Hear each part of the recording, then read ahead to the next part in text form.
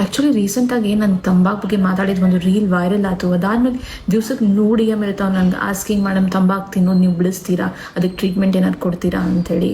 ತಂಬಾಕು, ಗುಟ್ಕಾ, ಮಾವ ಸೇದೋದು, ಕುಡಿಯೋ ಅಭ್ಯಾಸ ಇವೆಲ್ಲನೂ ಬಿಡ್ಸೋಕ್ಕೆ ಟ್ರೀಟ್ಮೆಂಟ್ ಐತಿ, ಟ್ಯಾಬ್ಲೆಟ್ಸು ಅದಾವ, ನಾ ಟ್ಯಾಬ್ಲೆಟು ಹಾಕ್ಬಿಡ್ಬೋದು. ಬಟ್ ಎಷ್ಟು ದಿವಸ ಟ್ಯಾಬ್ಲೆಟ್ಸ್ ಮೇಲೆ ಡಿಪೆಂಡ್ ಆಗ್ತೀವಿ. ಟ್ಯಾಬ್ಲೆಟ್ಸ್ ತೊಗೋಬೇಕಾದ್ರೆ ತಿನ್ಬೇಕು ಅನ್ಸಂಗಿಲ್ಲ, ಸೇರ್ಬೇಕು ಅನ್ಸಂಗಿಲ್ಲ, ಕುಡಿಬೇಕು ಅನ್ಸಂಗಿಲ್ಲ. ಟ್ಯಾಬ್ಲೆಟ್ ಬಿಟ್ಟ ಮೇಲೆ ವಾಪಸ್ ಯಥಾಸ್ಥಿತಿ.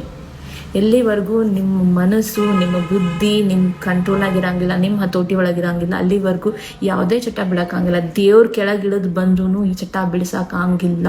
ನಿಮ್ಮ ಮನಸ್ಸನ್ನು ನೀವು ಕಂಟ್ರೋಲ್ ಮಾಡಬೇಕು ಅಂದಾಗ ಮಾತ್ರ ತಂಬಾಕು ಬಿಡೋಕ್ಕೆ ಸಾಧ್ಯ, ಕುಡಿಯೋ ಬಿಡೋಕ್ಕೆ ಸಾಧ್ಯ. ಅಟ್ಲೀಸ್ಟ್ ನಿಮ್ಮ ಸಂಬಂಧ ಅಲ್ಲ ಅಂದರೆ ಅಟ್ಲೀಸ್ಟ್ ನಿಮ್ಮ ಪ್ಯಾರೆಂಟ್ಸ್ ಸಂಬಂಧ, ನಿಮ್ಮ ಮನೆಯವ್ರ ಸಂಬಂಧ, ನಿಮ್ಮ ಲವ್ಡ್ ಸಂಬಂಧ, ನಿಮ್ಮ ಹೆಂಡತಿ ಸಂಬಂಧ, ನಿಮ್ಮ ಅಕ್ಕ ತಂಗಿ ಯಾರ ಸಂಬಂಧ, ಎಲ್ಲರ ಸಂಬಂಧ ಅಟ್ಲೀಸ್ಟ್ ನೀವು ಕುಡಿಯೋದು ಬಿಟ್ಬಿಡ್ರಿ, ತಿನ್ನೋದು ಬಿಟ್ಬಿಡ್ರಿ. ಅದ ರೊಕ್ಕ ಭಾಳ ಚಲೋ ಕಾಸಿಗೆ ನೀವು ಯೂಸ್ ಮಾಡ್ಕೋಬೋದು. Hope you understand. Take care everyone.